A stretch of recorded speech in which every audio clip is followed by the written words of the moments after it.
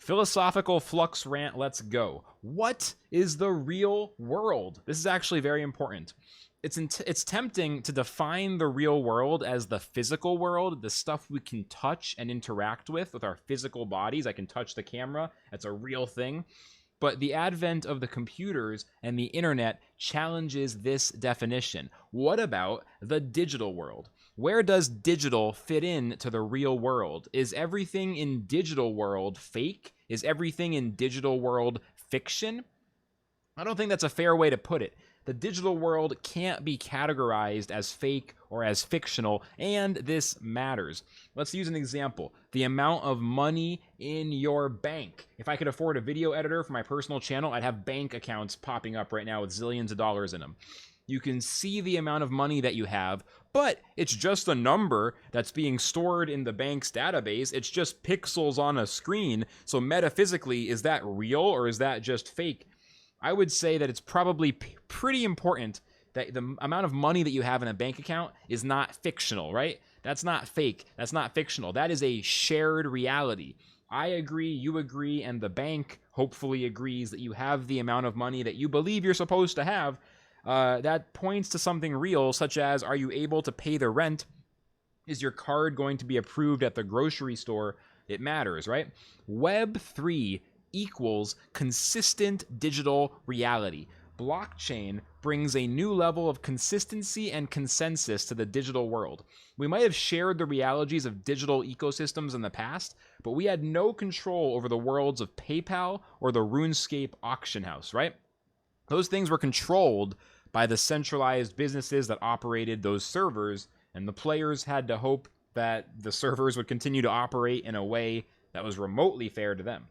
Hive, Ethereum, Tezos, Engine, all these different blockchains, they're next level foundations for the digital world. They allow for consistent shared reality via consensus, decentralized consensus, meaningful consensus, rather than centralized control.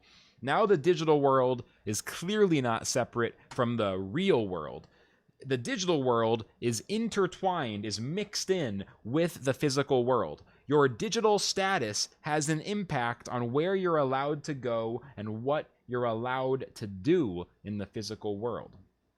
Digital gatekeeps physical, in other words. Do you want to pick up your food from the restaurant? Let's imagine a kind of thing that might happen. You show them your QR code on your phone that they scan, and the phone on their side gives a green check mark. That's the correct QR code. You are the person who purchased this cheeseburger.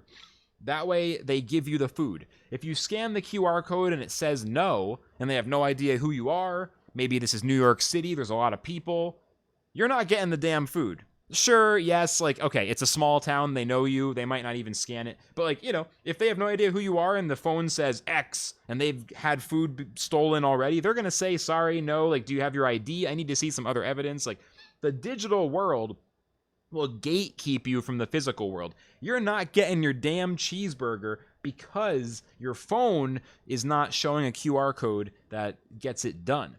Both of these worlds, the digital and the physical, are parts of the real world. It's the yin and the yang, with one half being digital and one half being physical. They're separate, but they're also mixed together on the border. Now, a new dimension of reality is a challenge, and I do think there is sometimes a generational gap in how people understand this. Those born maybe the mid-1980s and later, they seem to be able to grasp it. Those born in the 2000s, intuitively understanding it. If you're under the age of like 21 right now, then you have a really good grasp of this probably, because you were not merely adopting it, you were born into it. I think those who were born before the mid-1980s, you're a little bit older, you're probably going to struggle. A lot of people are going to struggle with understanding the digital world is a part of the real world. Digital is real. For people born in a pre-internet era, not all of you, if you're actually watching this video, you're probably not one of these people, but for most people in a pre-internet era, people born before the internet became mainstream, it's such a huge shift, it's going to be tempting to just give up and be like, I don't get it. I am old. I don't understand society. I don't understand culture. I'm just going to try to make enough money to survive, and I don't get it. I don't get it.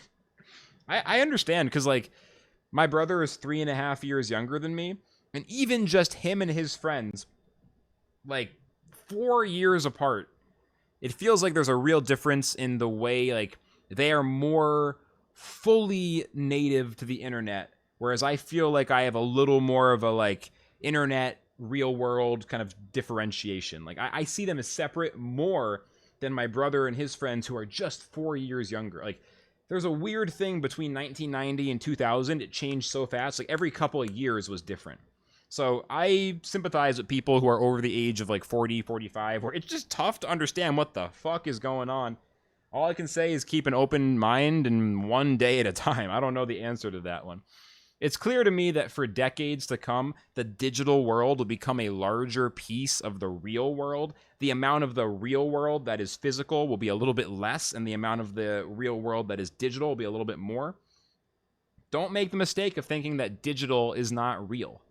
The digital world is a big part of the real world. What is the real world? It's the digital world and the physical world mixed together.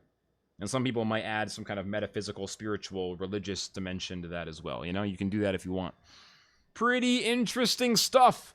And that's it. That's the end of the rant. Hope you enjoyed that. Thanks for listening. Flux signing out.